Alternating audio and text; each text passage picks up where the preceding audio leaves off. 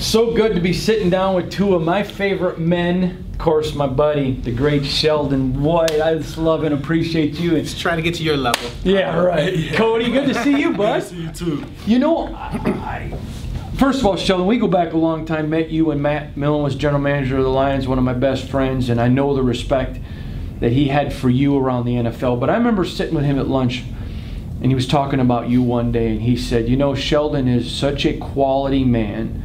He knows the game, but he's such a quality person. And of course, anybody that Matt loves, I love because of that relationship and friendship, and we're close.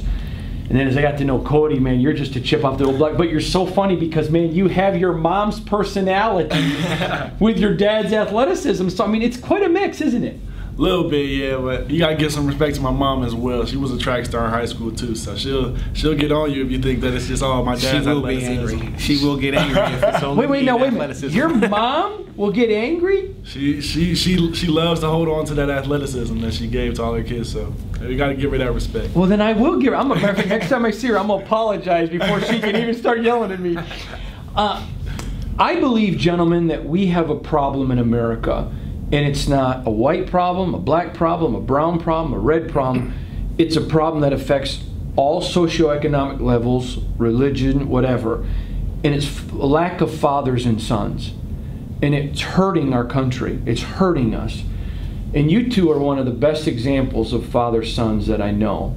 And so I want to talk about fathers and sons and relationships with you two today. Sheldon, you, even before Cody was an adult, being a dad mattered to you. You put your effort into it. You were an NFL star, an NFL general manager, and nothing was more important than being a husband and daddy. Where did that commitment come from with you?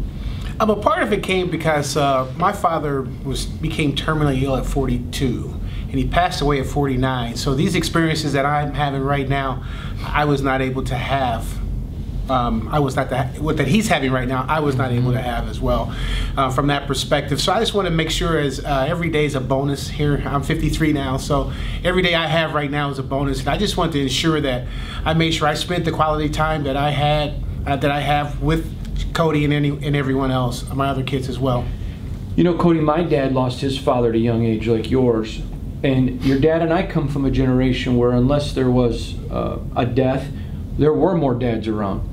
Yours doesn't. Mm-hmm. You see kids every day, regardless of color, who don't have dads. What's it mean to you to have the dad you do? Yeah, it's honestly just a blessing for me to be able to be in this position. Having him come to all my games, being able to he's never missed a football game that I've been partaked in, and most kids don't get that in America, and it's just been a blessing for me. You know as well as anyone, because you are a highly talented player with a chance to play on Sundays. You know what that means to men, to have that. Your dad's had it all. Yeah. He's been a star in the league. He didn't play, he starred. He's been a general manager. I mean, he's been pretty much everything you can be but an owner. Yeah. And he finds 10 times more pride in you than him. Yeah. What does that mean to you? It's, like I said earlier, it's a blessing just knowing that even if I wasn't playing football, he would be the same dad to me. No matter what I was doing, he loves just his kids. So just being able to know that I can do whatever I want to do and he's going to have my back. What's the biggest lesson you've learned from your dad? Just making sure you're putting in 100% effort into everything that you do. Making sure that if you do it, then you got to love it and you got to have fun doing it too as well. So just all the lessons that I've learned from growing up has been a great help for me. Now we're going to ask some trick questions today. Oh. Because I'm going to tell you what I think's been the biggest lesson you've learned from him. Because I think it's cool to get different perspectives. But Sheldon, let me ask you, what's the most important lesson you've tried to teach him? Just that the career he's in is a short-term and short-lived career. And before you know it, you're old like us, and you walk around and it's over. So just to enjoy every moment of it while you're in it, give your 100% effort. Really, football, a game is only 3 hours of your life. So it's not that much to ask to give 100% for those 3 hours of the game, or however long you're training. So just making sure that when it's all said and done, that you feel good about your experience and you feel good about your effort and what you've done. Positive, negative, everything about the game, you want to walk away from it and say, you know what, I did as good as I could do, and I achieved as much as my body allowed me to achieve, and now it's time to move on to the next step of your life. I think those are both awesome things. Now let me give you a third-party perspective, because I'm friends with both of you. What I think's the biggest lesson you've taken from your dad. And you may remember, you and I talked about it during spring ball, but you didn't know I was setting you up for this. Okay. I've been around your dad professionally. I was at the Lions all the time because of my relationship with Matt. I've never heard an ill word about your father. And you can't be around football and have a person. In fact, he may be the only person in football I've never heard an ill word about. And the way he treats people is amazing. I have watched your father be a gentleman to people he should have kicked their ass, that were not nice to him, that had lied about him, talked about him, and he never, Sheldon, you know I'm telling you the truth. I'm not naming names, but we both know who I'm talking about. Absolutely. And I've watched. There's more than one. Yeah, I know, but I'm saying you and I both know what I'm talking about. But I've watched him do that. Cody, do you remember you and I talking about after practice, walking off the field earlier this year, about, man, everybody loves you. You've beaten guys out, and they haven't liked it, but no one has an ill word to say about you. You've beaten guys out, and then you go back and ask for advice. I mean, there is so much Sheldon in the way you treat people. Now that I've brought that out, would you agree that's something you learned from him? Yeah, I'd say that's a trait that I've learned from him. Like you said, just as learning everything about the aspects of the game, and just make sure you treat people well. Just being a gentleman, like you said.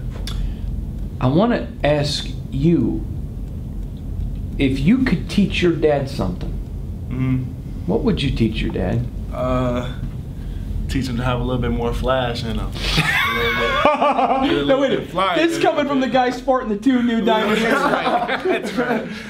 And wait a minute. I know that you're on scholarship, so Dad bought you the earrings. So maybe if he wasn't buying you earrings, he'd have the flashy ones. No, my mom bought me these ones. Yeah, just making sure, get them a little looser, a little bit more flash in them. But he's cool.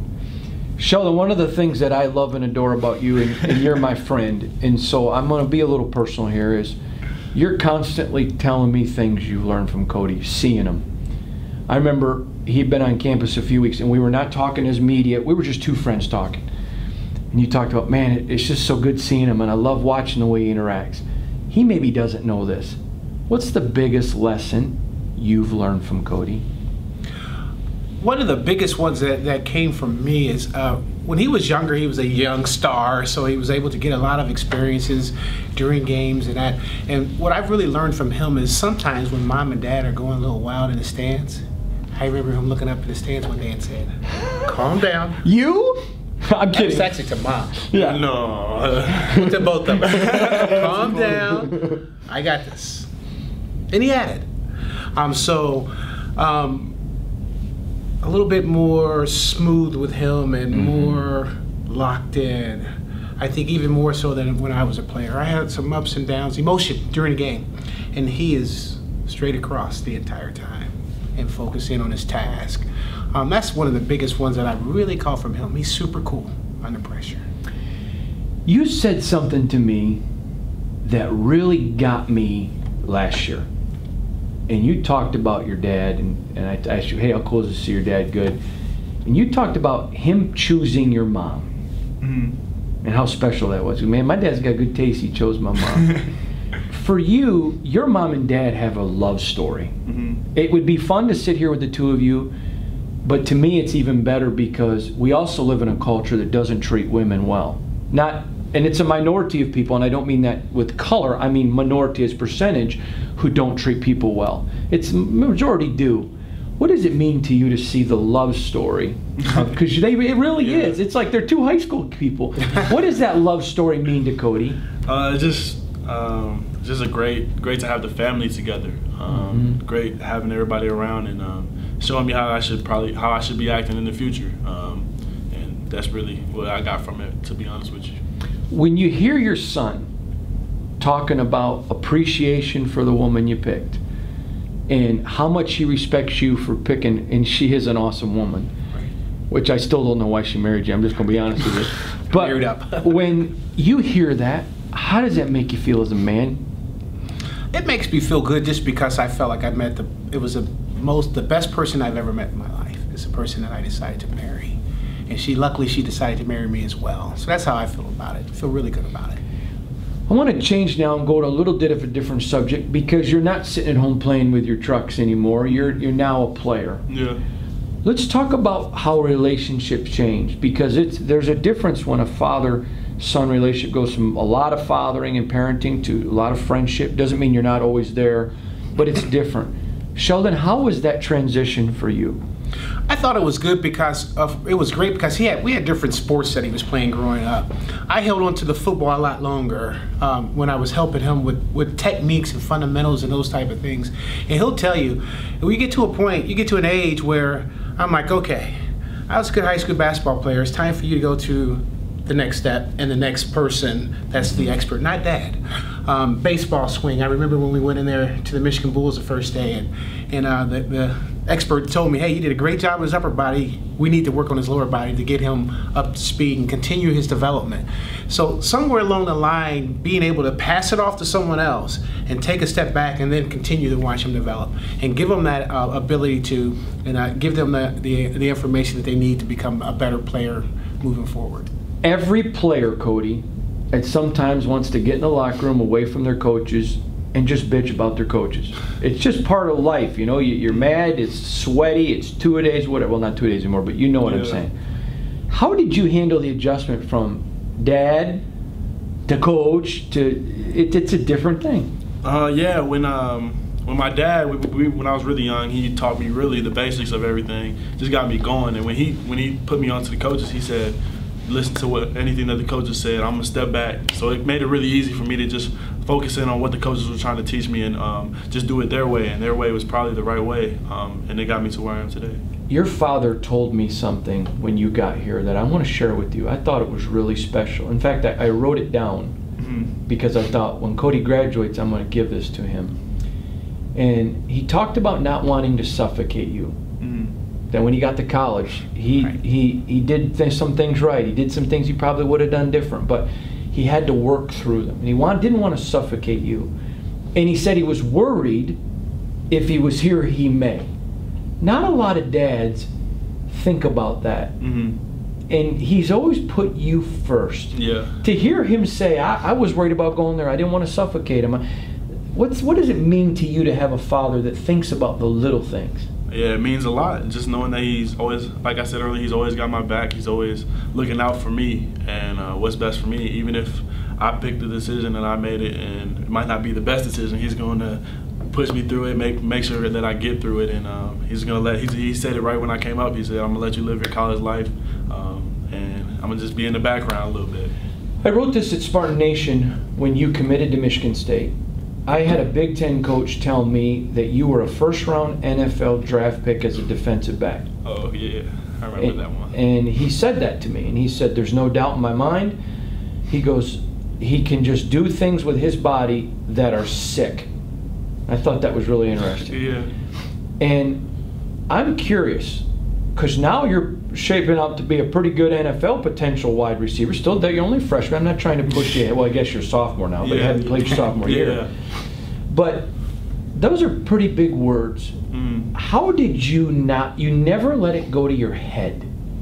Yeah, I don't, it's just something that, I don't know, it never really gets to me. I just make sure that I keep working, knowing that I'm not as good as I can be, and I can always get better.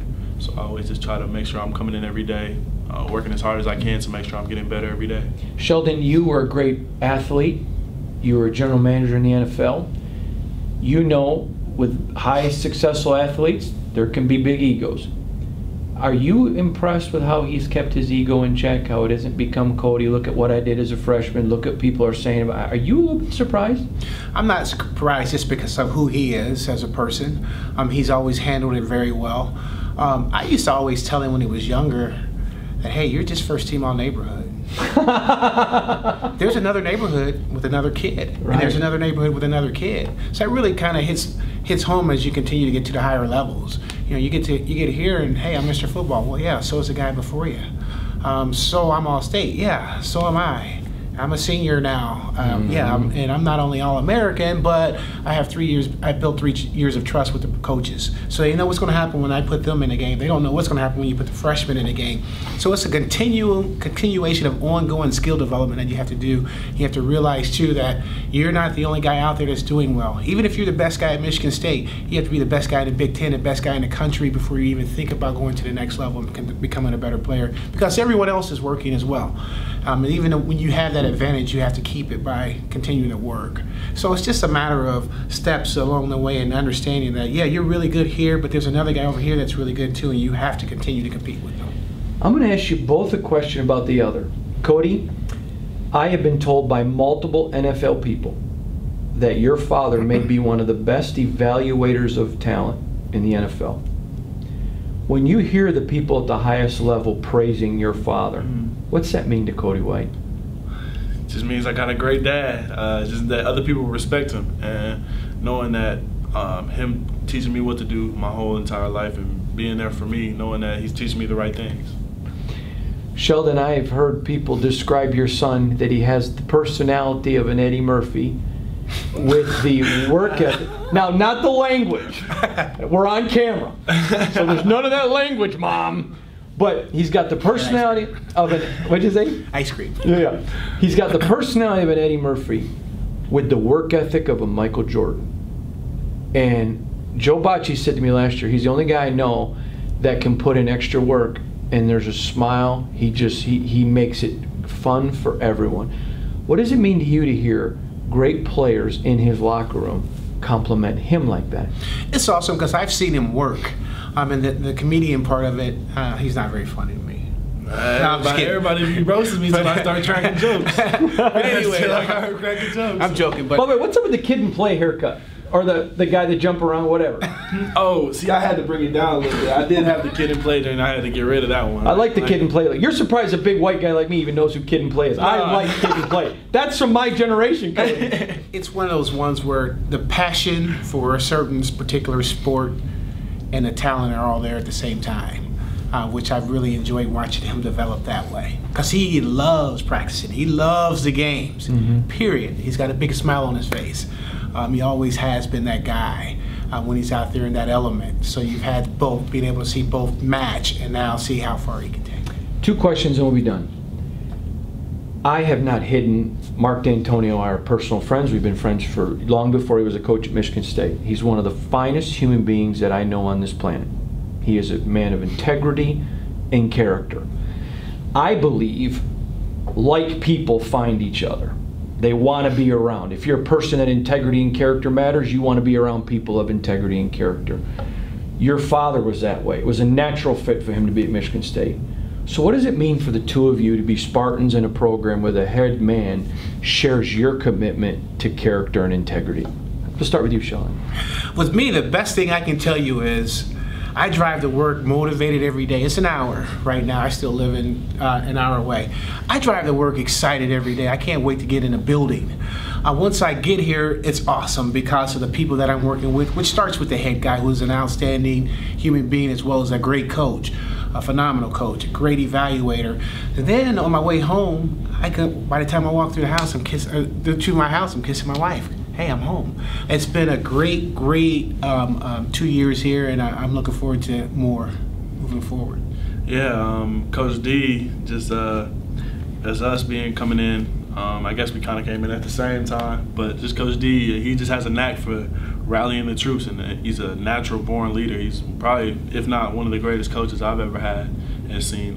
He's just been great for the Spartans, the way he just picks people up and keeps us going on the same path. He's just been great. And I'll add something else to that. Just we have these, everywhere we've been this past year, we've gotten these trophies. You know, we've gotten the Paul Bunyan, we got the land grant. And so we take a picture, Holiday Bowl, after everyone. And yeah, I sent him a text after the first one at Michigan, and that's when he was still a part-time player. He played some, and I just thanked him for the opportunity. It's a special time, place for both of us that we're here at the same time. I can still watch, except I really have a front row view on that sidelines, even though I don't interfere. I'll give him a high five every now and then, or give him a hug after the game in Indiana.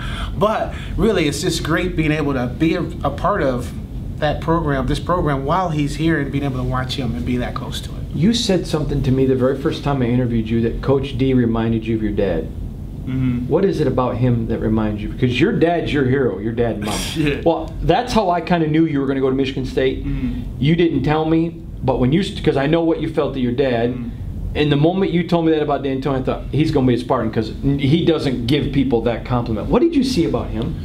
I just saw, like I said earlier, just a great leader, and just the people he has around him, the coaches we have here, the offense and defensive coaches, they're just all the same type of people with integrity, discipline, all that type of stuff that they teach into us, and they get us ready for games. And it's just been a great process, great feeling, and it's been a great time being here so far. Last question, and I'm going to ask you both the same one.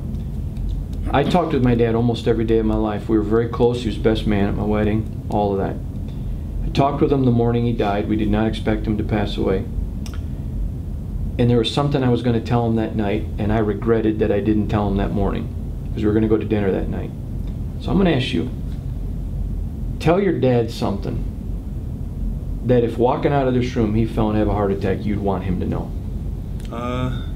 Just that I love him, knowing that I probably wouldn't be here without him or my mother, and just that he's done a great job with me so far. That's awesome to hear, isn't it?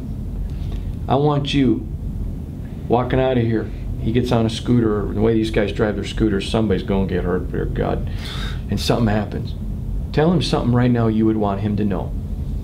Him to know that I've loved and love him as a person, and love and enjoy watching him grow up and develop into the man that he's becoming. I'm going to tell you this. Obviously, a media guy, I cover you, but as a friend, I just love you too, and I thank you. You're such a great role model of the father-son relationship to people, regardless if they're Spartan fans or who they're fans of. Color, economic background, doesn't matter. You're two of my favorite people in the world. Thank you. Happy Father's Day. All right. Thank you. Thanks, buddy. Happy Father's Day, too. Appreciate you.